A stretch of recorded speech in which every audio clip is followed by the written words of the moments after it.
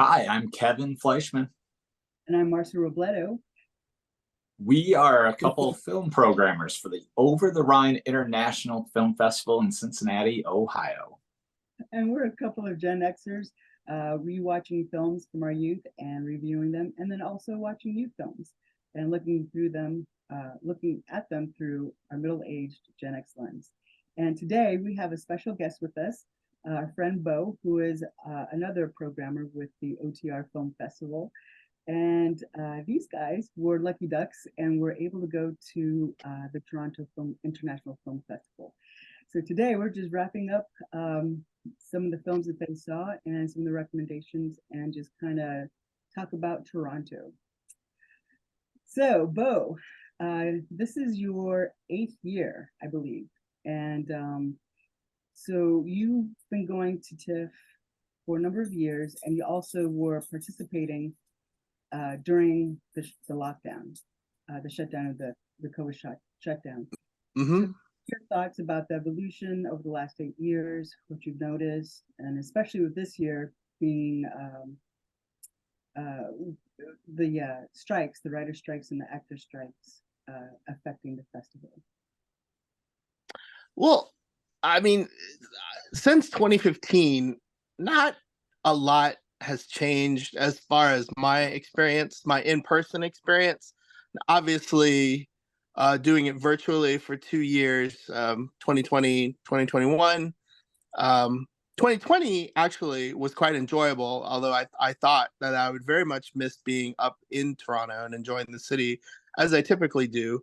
But they really, the streaming, it was like seamless. And then, so I actually enjoyed, just doing TIFF, like sitting on my ass at home. It was great. I was able to like hit pause and go downstairs and grab a coffee or whatever. 2021 was not as fun. That was their hybrid year. So, but I feel like we probably still would have missed out if we would have gone back up.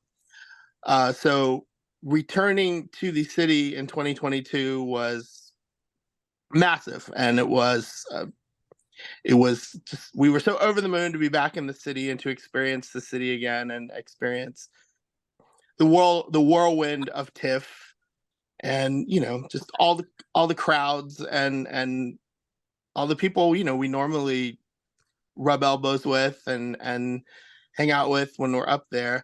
As far as the strike, there definitely were not any red carpet events, not a lot anyway. Then of course the directors, the filmmakers were there, but there still was not a shortage, and Kevin can also attest to this. There wasn't a shortage of like, oh my gosh moments for both of us. I mean, even though there we didn't see a lot of celebrities, we still had those moments that you typically kind of take your breath away when you're up there. So I don't know. I don't know if that answers your question exactly about the experience, but I suppose that's what this episode's about, right? You as the newbie, what did the festival meet your expectations, or did you go not having any expectation at all, or what was your experience? Well, I think TIFF is like a lot of things in life where you just don't know what something's going to be like until you do it, until you jump in. I feel almost in a weird way fortunate that this was my first year, because if this is TIFF light, without having all the red carpet hoopla and all the celebrities up there, it's still a lot. I was still pretty overwhelmed by everything in the most wonderful way possible. We did, like Bo referred to, we did have a couple moments where we kind of rubbed elbows with some pretty, just some of my heroes, really. I got to shake Guillermo del Toro's hand. Being a director, he was not affected by the strike. I got to see Ava DuVernay speak. You know, our elbows were very far apart for that one, but still, you know, I got to be in the same theater as her. So yeah, the festival, it's like an unbelievable machine. I've been to, you know, several film festivals, but this is a whole nother beast. This is a massive, massive operation. You know, you're waiting in line for a film, or you're sitting in the theater half an hour early because you want a good seat. You're watching a movie, you're figuring out where you're going to eat in the 20 minutes you have before you have to do it all over again. Repeat 4 or 5 times throughout the day. And that may not be everyone's cup of tea, but it was a little slice of heaven. I will say that. So how many films did you guys see in total? Oh, Um, I think Kevin wins. Kevin, you did like 18, didn't you? I had 18 features, and I went to see one block of short films. So I saw 5 or 6 short films, you know, in an hour and a half's time. Yeah. Yeah, you saw 1 or 2 more than T did. I only did 15 this year, and they were all full length. They were all full length features. But I go up there to also see family, so I take a day and hang out in Mississauga with family and friends.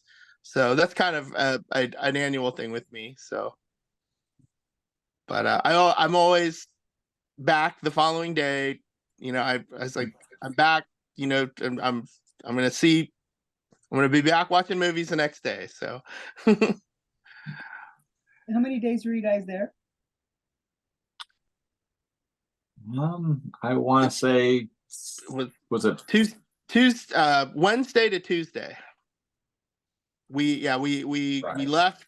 Yeah, we got there on the 7th, which was Wednesday, and we left on the 12th, which was a Tuesday. Mhm. And I think that first half of TIFF is really the best experience, because I mean that's when the streets are closed, and you know they basically just call that festival street, and there's all the people, and there's all the exhibits and everything going on, and it's again it's just such a massive experience. So you really want to experience it this first few days. You know, it's very happening and very buzzy and everything. We've attended, PT and I have attended, like in the past, we've attended like the entire 10 days. That gets exhausting and expensive. so of late we've cut it down to about half the festival, which is just enough, I think. Okay, so what were your 3 top movies? Or can you even narrow it down to 3? Either one of you can start. Sure, I'll start. Do you want me to start with number 1 or number 3? What do you think? Start with number 3 and work your way up to. All right. So my number 3 film was, you know, there's a lot of films that get announced early, that are the buzzy titles, things you're like, oh, I can't wait to see that. And then the other aspect of it is there are films that you just kind of look interesting with their 1 or 2 sentence synopses. And this was one of the latter. So my number 3 movie is called The Monk and the Gun. And it is a film I think I would literally recommend to everybody. Don't quote me on this, but I think it's definitely a soft PG rating, even though the tagline doesn't make it seem that way. The story is about how democracy comes to Bhutan, the South Asia country, and not everyone's happy about it. And there's a monk who breaks his 2 years long meditation early. And he turns to his assistant monk and says, I need a gun. So that's the starting off point of the film. And it sounds like it could be, you know, intense, but it's actually just the most unbelievably charming, delightful film. The acting is great. The scenery is just beautiful. And what I like about it is I feel like it's been a long time since a film's done this to me. I feel like this happened a lot more back in the day where it it doesn't seem like it's trying hard to impress you. It doesn't seem like it's working to really grab you, but it's doing just the bare minimum to keep you engaged. And then after about 40 minutes, you suddenly realize just how into this movie you are. You know, it's very unsuspecting. It, like I said, it's a charming film. It's a delight, and I think everyone, all ages, all everybody would really enjoy it. I think it was directed by, I forget the director's name, but he had an Oscar nomination a few years ago called Lunana, A Yak in the Classroom. Um, so yeah, the guy's got some chops. I think it's going to be talked a lot about in the foreign language Oscar race, to be honest, and through awards season all year long. Okay. Okay. Well, what's your number three? Oh boy, my number three. You know what? I'm not going to talk about it in those terms. I'm just going to talk about a movie. So I'm just going to mention Anatomy of a Fall, which was my first movie of the festival. It was also Kevin's and it was also TT's. Wow. So we were all three of us were fortunate enough to see it together. And it's a wonderful, well, wonderful is an interesting adjective. It's technically wonderful. It is this palpably tense thriller, directed by French director Justine Triet, who's in the last few years has made quite a name for herself. It stars Sandra Hüller, and basically it takes place in the French Alps. A blind boy is walking his dog at the beginning of the movie and finds his father dead outside of their chalet, having fallen from the very top floor of their chalet. And of course, his mother, who is played by Sandra Hüller, she is the prime suspect. So and the boy also is sort of struggling because he's the only witness. So he has to testify, and it almost seems like he has to choose sides. And but what I wanted to say, in addition to all the buzz that Sandra Hüller has been getting for award season, and all well deserved, she's incredible. This movie won a very prestigious award at the Cannes Film Festival. Not only did it win the Palme d'Or, but it also won the Palme Dog. No because way. Oh yeah, you knew that because Oh, you remember how incredible the well, dog is in this movie, Kevin, right? I don't think I didn't know of that award's existence. Now that I do, that dog was a lock. That dog is incredible. I know. I mean, the dog is like the acting giant of like acting dogs. Like the things that this dog, without giving anything away, just the things that they had to put this dog through. It definitely deserved that award. So, but yeah, that's definitely in. I would say that's definitely in my top three of films. Anatomy of a Fall. Again, it's just it's a very there's a courtroom drama, so everybody loves a courtroom drama, and it's I know it's probably going to be hitting the art house the film circuit pretty soon, probably in the next couple of weeks. So Yep.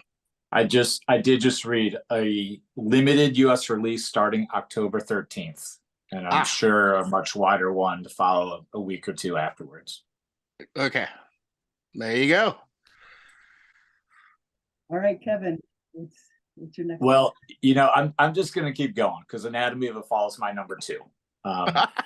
as Bo said, it was our first film, and I mean, it's going to be a very special film for me for my entire life because it was my first TIFF film, you know, of however many more times I get to go to this incredible festival. So it'll always, you never forget your first. It's going to be a very special place in my memory. But I think that this is the film that you want to go see so that when the Oscar nominations come out and all your friends are looking at the list and complaining about how they've never heard of these movies, they've never seen these movies, you're going to be that person to say, hey, I've seen this one, Anatomy of a Fall. You should check it out.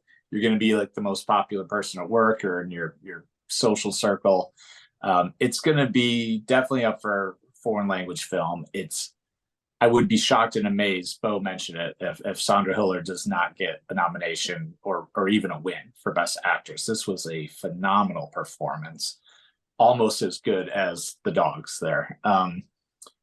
And I think it's going to get a Best Picture overall nomination as well. It's going to be the talk of award season. I really do believe that. So get in early on this one so you can look cool.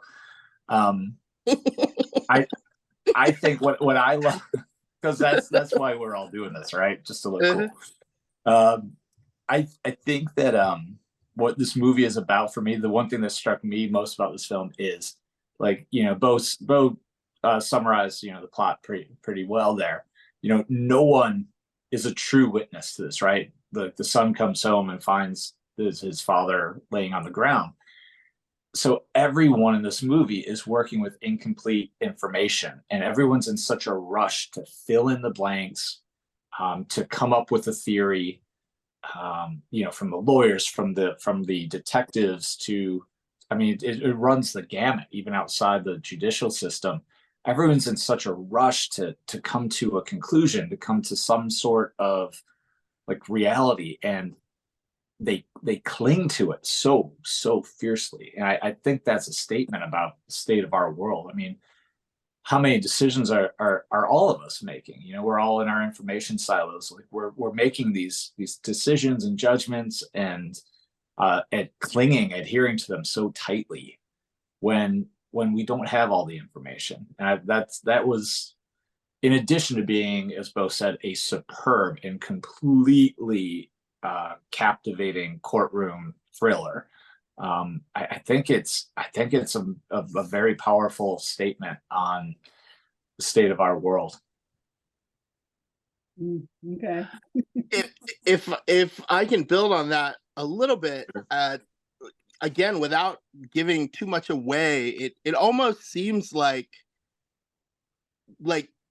her guilt or innocence sort of seems irrelevant, and it doesn't even matter anymore because so much of her marriage gets exposed in the courtroom, and the whole world, you know, it's pretty much her whole personal life is just exposed to the whole world. And it's again, you seem less interested in her guilt or innocence, and you get wrapped up in how involved and complicated that marriage actually is and was. So which is one of the biggest things I took from the film. Yeah, sure. I couldn't agree more. Yeah, like the one sentence summary is, you know, woman on trial for suspected murder of her husband, and that becomes like third or fourth on your list of things you're interested in about this movie and like waiting to see. I totally agree. Who wrote the film? Who wrote the screenplay? Very good question. I'm on it. I'm looking. Yes. Justine Triet, the director, wrote it along with Arthur Harari. So I don't know if you guys have noticed this. American films versus foreign films, especially French films. I feel like it's not that they don't have a no holds bar policy, but I feel like that they definitely are willing to tread where angels won't, meaning that they're not afraid to look at the human condition and really examine it. In my mind, American movies especially modern day American movies, the Hollywood ending. We always have to come out top or have a happy ending. What do you guys think? I don't remember an American movie that either ended on a, I don't say on a dark note, but ended on a note that left you going, ooh, that's something to think about. You know, left you really really leaving with a lot of thoughtfulness. You're going over the film even, you know, hours, days after seeing it. The only one that I can think of is a Brokeback Mountain. Did that for me, where it just kind of lingered with me for days, and it was not a Hollywood ending. It wasn't a happy ending necessarily. So, what do you guys think? I think those are the movies that stay with you, right? I mean, I agree with you. It doesn't happen. Like I'm trying to think, and the first one that comes to my mind, I believe, is even older than Brokeback Mountain. I was thinking of Memento, where you're just talking about what on earth did we just see, and that certainly does not wrap up in a neat package at all. But you know, here we are talking about Brokeback Mountain and Memento. It's so rare that an American film will do that. I mean, do you think it's because, like, you know, the American myth and the American ethos is we're number one, we always have to win, so all our movies have to have, you know, some type of triumphant or victorious ending? I don't know. I think so. And we kind of touched on this when you and I reviewed Maverick. You know, I felt like Maverick should have been, when he was shot down, he should have Yeah. given the ultimate sacrifice.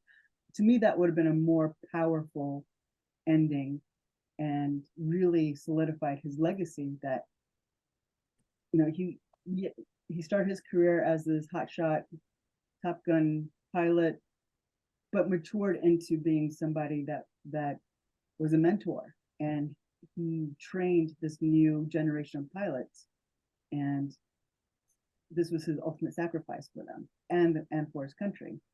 But instead, there was another 15-20 minutes of this film, Tom Cruise being the hero again. Yep. Yep. Yeah, it just kind of annoying to me. What do you think, Bo? What are your thoughts on that? Well, it makes me think about there was a you talk about how, you know, some of the best movies aren't tidy, don't wrap up you know, in a very tidy sense. And when I and because I had been so much of my life, I've watched these Hollywood movies with these Hollywood endings that, you know, that are so nicely, you know, they end with this, you know, with a nice tie, a bow, all that sort of stuff. When I many years ago, probably 20 years ago, when I started going to press screenings with TT, I started seeing those types of movies that don't uh that don't that aren't tidy, that don't end decisively.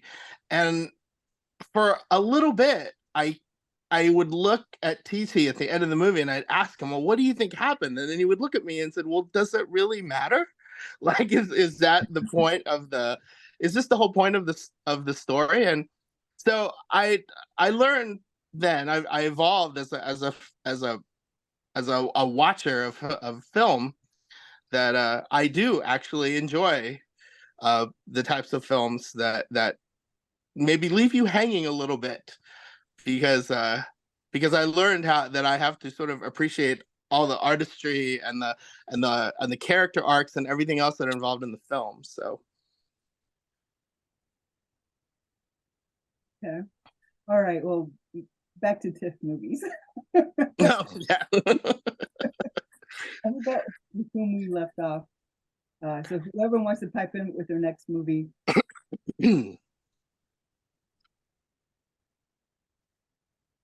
Bo, you want to give us your not number two? I would love to talk about Origin. Origin was actually a public screening that Kevin and I were lucky enough to score tickets for. And really quick, back to the experience of TIFF this year with the strike. This was the North American premiere of Origin, and usually the North American premieres at TIFF are very packed. And there was not, there were a lot of people there, but the theater was not packed like it typically is. And I really think that has to do with the fact that they knew they weren't going to see any stars, so there was just as far as film enthusiasts, that was a deterrent for them. But anyway, back to Origin. I think it's probably one of the most artistically beautiful films that I've seen in a while, and it basically tells the story of the writer Isabel Wilkerson's process of writing her book, Cast: The Origins of Our Discontents, and where she basically says that, American systematic racism, is all,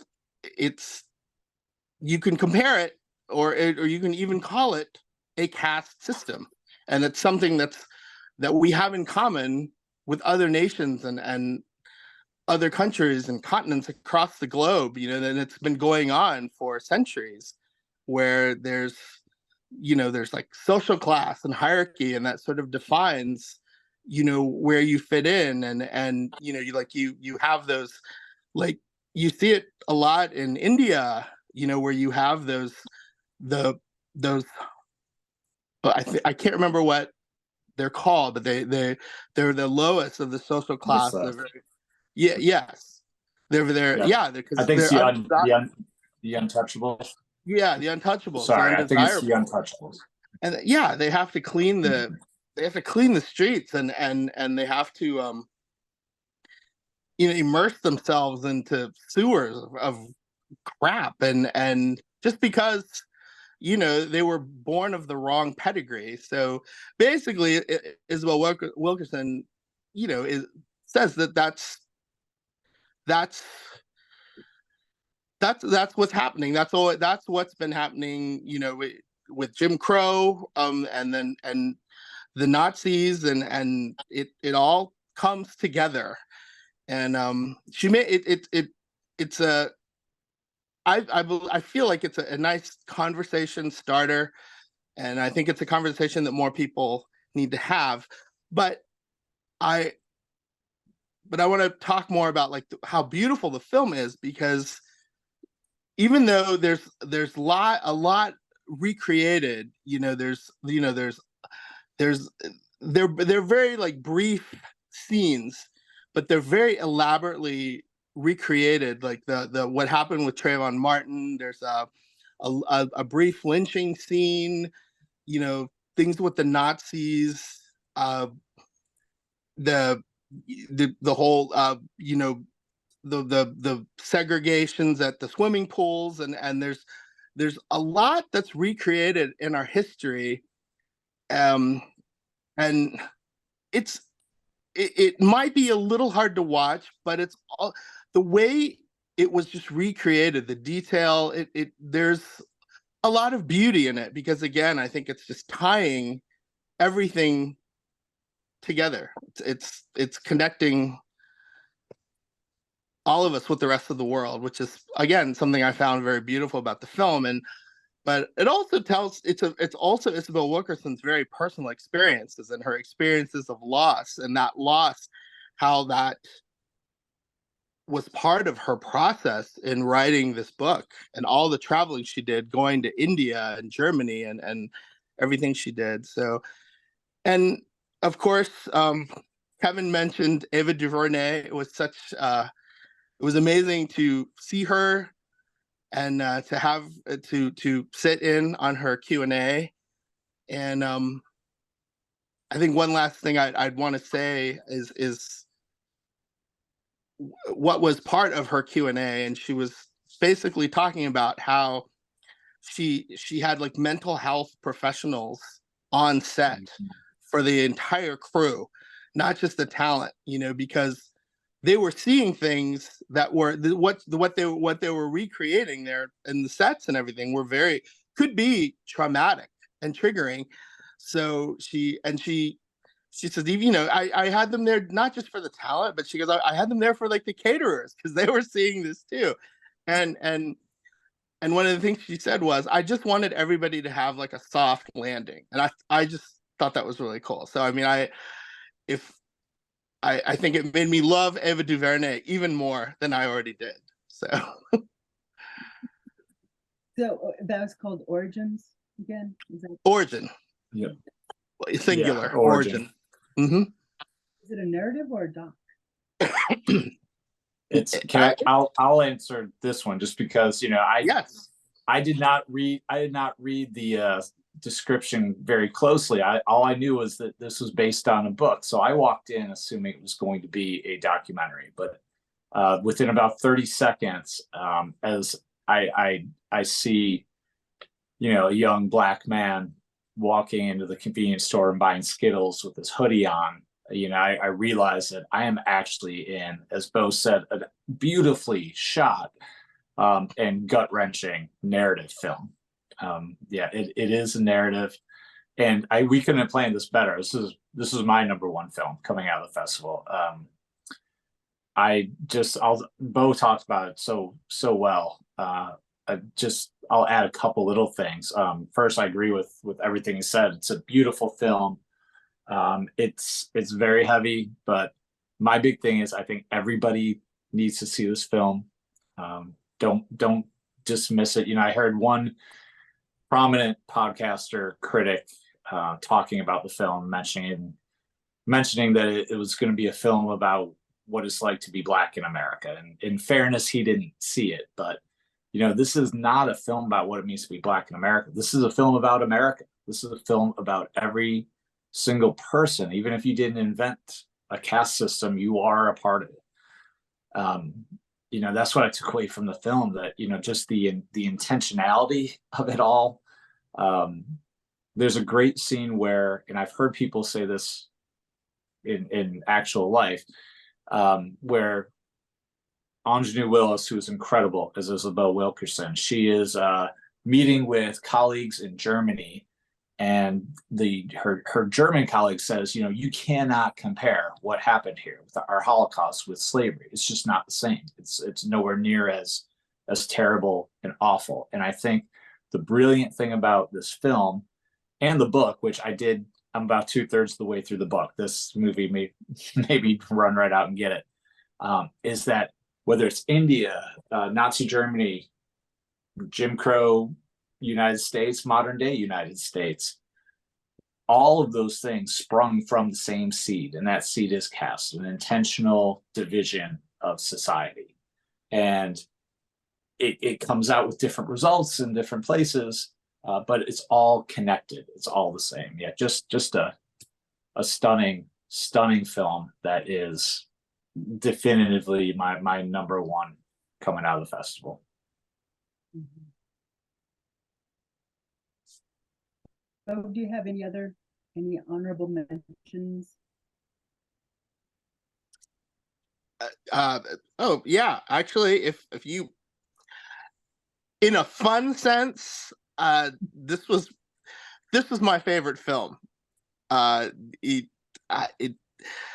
love to say it in French: Vampire humaniste cherche suicidaire conséquent, which translates to humanist vampire seeking consenting suicidal person. And it is in itself, it is a horror movie, but it is also, it's very sweet and it's funny and it's charming, but yet it's still in its essence a horror film. It's still very dark, and but basically the premise is the Sarah Mon Petit character Sasha is a young vampire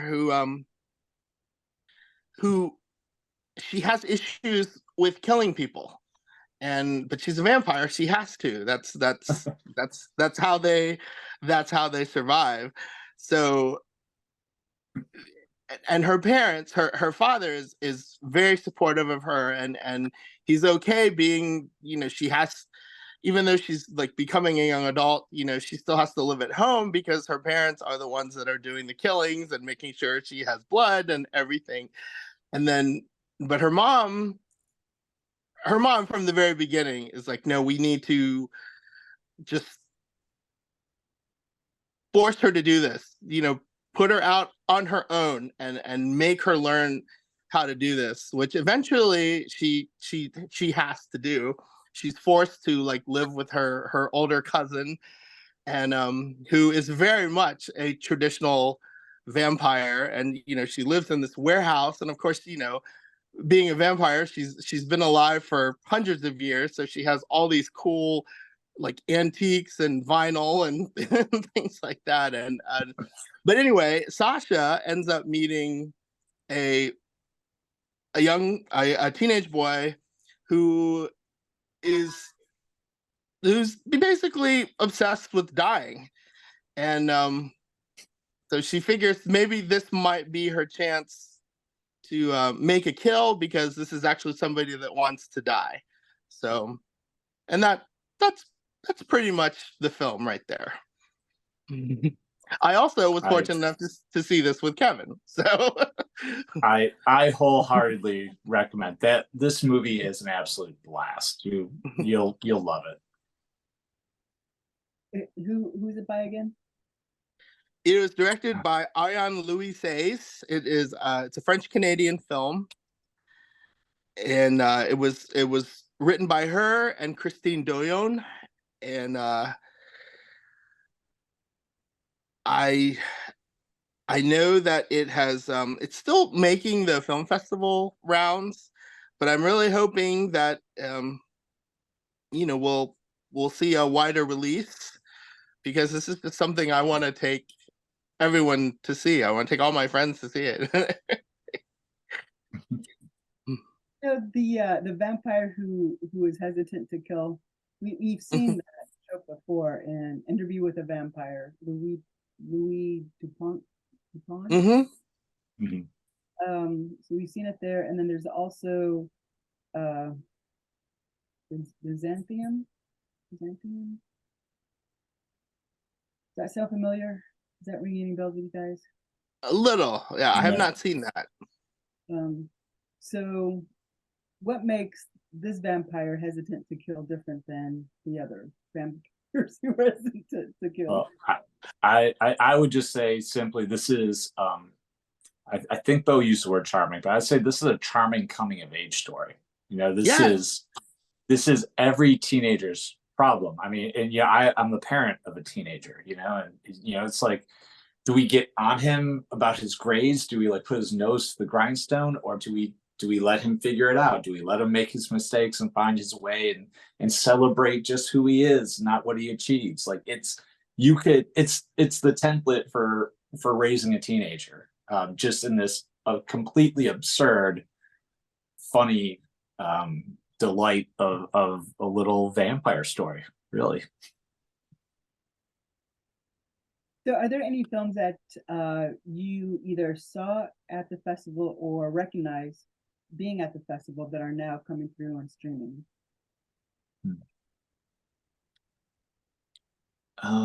Let's see. Oh, Reptile. Just I think we were talking about that earlier. yeah. Reptile Reptile just dropped on dropped on Netflix. Netflix recently. Yes. I believe That's the only thing I've seen. I know there's others, Mm-hmm. but I do see Reptile in my Netflix queue there.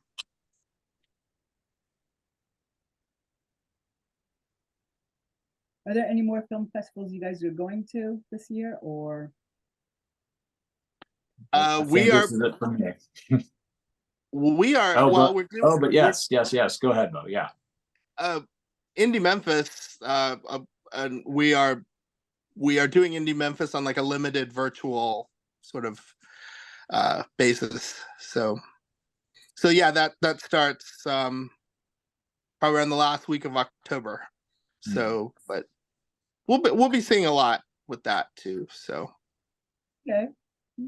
Any final thoughts about TIFF or any advice for people who, in general, who are going to film festivals, pacing themselves or creating a strategy to watch the films? Or any last words? I mean, I would say you said the magic word, pace yourself. You know, like this is our job, and like I felt like I had to see as much as I could. And you know, I started out with a 4 and maybe a 5, or maybe a 2 days where I saw 4 or 5 movies. And it by the time we got to that, even that second day, I was exhausted, you know. And I think by paring it down to more like 3 a day, like there's so many things to do. So here's a tip: if you've never been, the workshops that are going on, the events that are going on, not just through the festival but through like local businesses, there's so much to do, and you won't get bored. And if you can spare the thought of like seeing only 3 movies in a single day, you're gonna have a couple hours to enjoy all the other things that the festival and the city. I mean, it's a world-class city and one of the greatest neighborhoods there. It's a great time. Pacing is key. I would wholeheartedly agree with that. I think one of the reasons why I saw far less movies this time around was because in past TIFFs, I would wear myself out trying to see 5 movies in a day, and again I wasn't allotting any time to recharge and to fuel myself with proper healthy nutrients, things like that. So I actually made time for that this round. The last couple of years I've been a lot better at just not being so obsessed with trying to see everything, and just find time to yeah, 3 films is a lot. It's like a college student's like first year, like whatever. 15 hours is a lot, so if I could compare it to that, who knows. But yeah, I found more time to just take better care of myself throughout the day. And Kevin is right. You'll find so much. There's never a shortage of things to see and do. Okay. Well, guys, thanks so much for sharing your experience with us about TIFF. Film festivals are just so fun. And right now, in Indiana, Heartland is coming up at the end of October, and I think Indie Film Festival is this weekend or next weekend. Oh, wow. Okay. Yeah, film festivals are still chugging along. So hopefully we get to see more, we get to participate in more film festivals coming forward. But you guys, thank you so much again for spending some time with me. And until next time, we'll see you at the movies. Isn't that what Robert? Who am I thinking of? Robert Ebert and Gene Siskel. Roger Ebert and Gene Siskel. Yeah. At the movies. Yeah, I grew up watching that show. Oh yes, indeed. The whole thumbs down, thumbs up thing. Yeah. All right, guys. Well, thanks so much, and we'll catch you next time.